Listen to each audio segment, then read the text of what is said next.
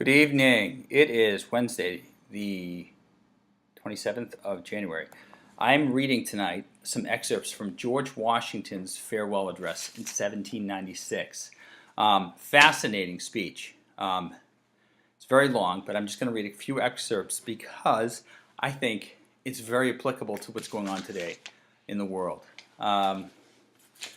So, one quick side tangent. His second page into this, he spends quite a bit of time talking about the North and South and how it's important to maintain unity and how the South's agricultural industry is symbiotic with the North's industrial industry. I mean, these guys clearly saw that there was potential for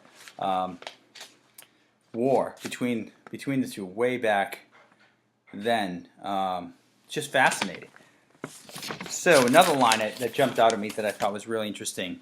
He says, of all the dispositions and habits which lead to political prosperity, religion and morality are indispensable.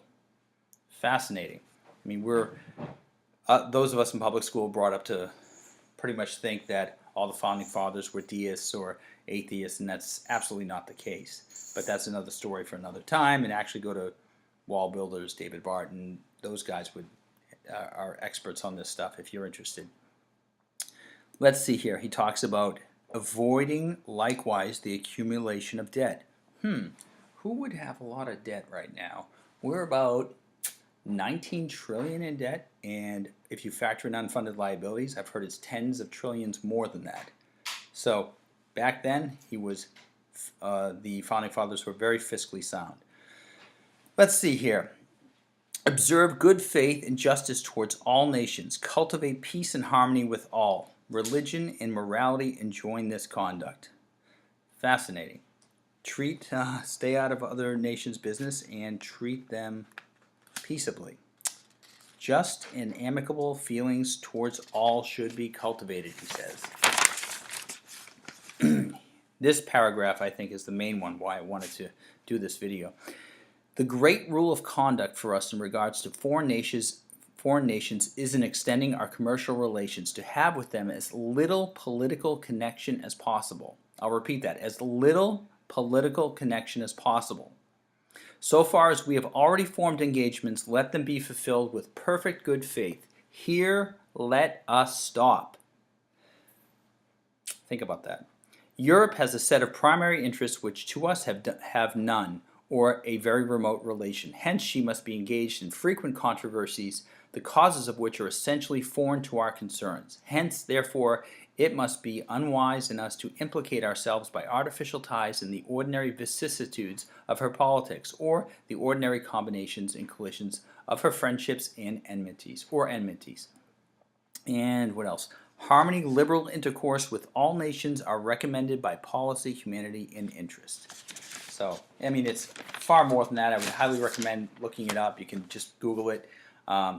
Absolutely fascinating speech and very applicable to today's day and age when our foreign policy is of an interventionist foreign policy. At least that's what it's been for the past decade, it seems. So I'm going to read a quick stat from a report that came out last week. From January of 14 to October of 15, 18,802 civilians killed, half of which were in Baghdad. This is in Iraq. 36,245 wounded. 3.2 million displaced, including 1 million school-aged children. Think about that. I tried to find some hard numbers on how many people have died since we invaded Iraq in 2003, and the numbers are all over the place, but they're not good. And again, I'm a libertarian. This is the Republicans' fault. This is the Democrats' fault.